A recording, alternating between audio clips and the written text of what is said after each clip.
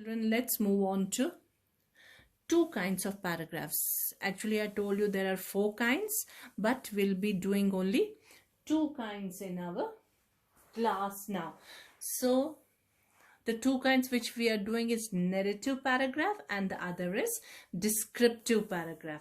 So in the narrative paragraph, it is usually the author or the writer himself narrating some of his life events or some incident in his life using the expression I and me, because he or she is the narrator here.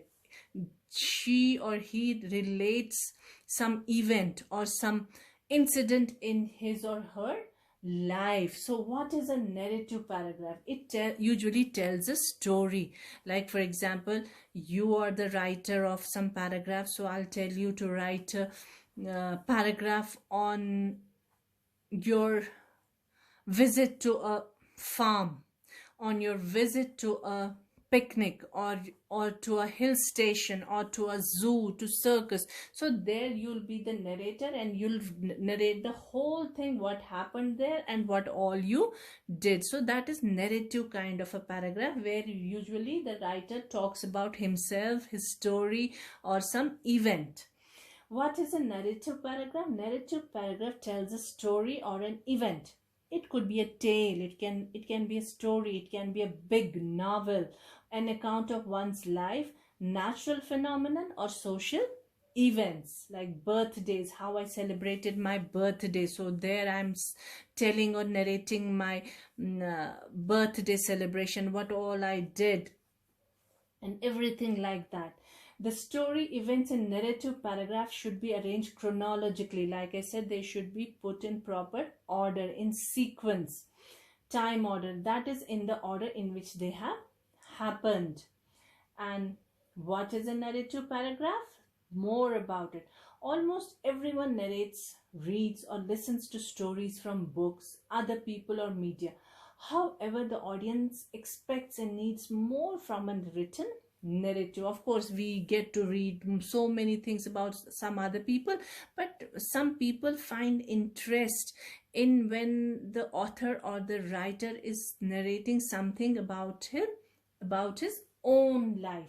Therefore, a narrative paragraph must have a central idea, what the story event is about, the main plot, characters, who is it about, and a plot, conflict, complication, climax, and resolution of the story event. It should have all that plot or masala of movies, so that the reader gets interested in it.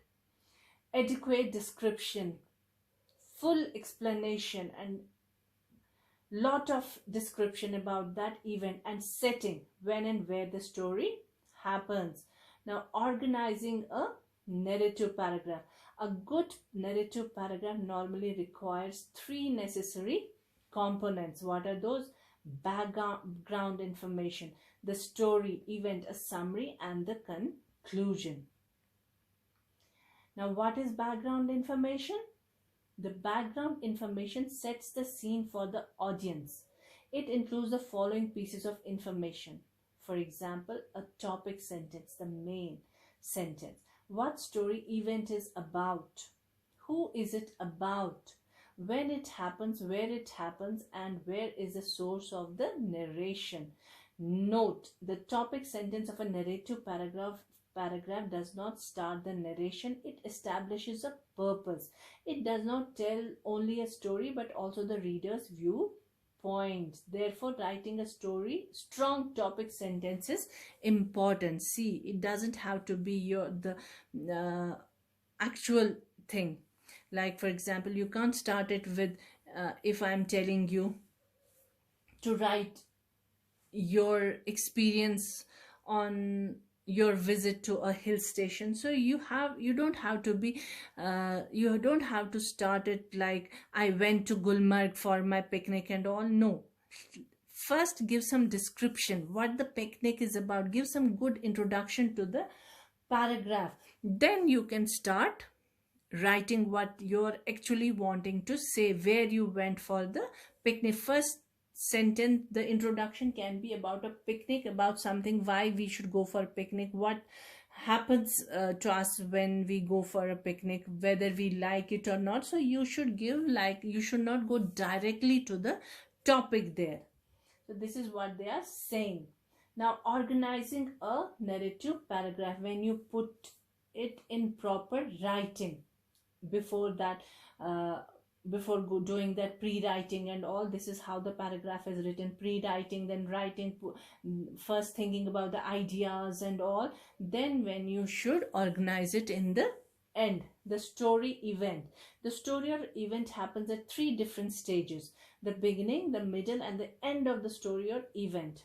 The beginning of the story, the beginning tells what happens first in the story. It can be the problem which makes the story or event happen. The middle of the story, the middle tells the main events or important activities of the story or event. The end of the story, the end tells the final events, that is the result of what brings the end of the story. So narrative paragraph is basically a story. It can be the story of the author's or writer's own life, or he can be telling us about something else. So it should have a plot, it should have characters, so that it is attractive to the reader. And this is how you have to organize it, by giving it the beginning, the middle, and the end. It's not that you put anything in that piece of writing and give it to the readers. No, the reader would reject it outrightly. You have to put it in proper sequence, with a good plot, with a good plan, with a good set of characters and all. It should have everything to make it attractive to the reader. And last is the conclusion, or it is a concluding sentence. The writer can either restate the topic sentence, give a concluding remark, make a prediction about the story, or make a suggestion. This is how they have to end it, by maybe restating, going to the beginning of the story, or giving a concluding remark, like what happened in the end, or the climax, and maybe the climax is not there, the end is not there, maybe giving a prediction of what may have happened, or what may happen, or make a suggestion. So that was all about the narrative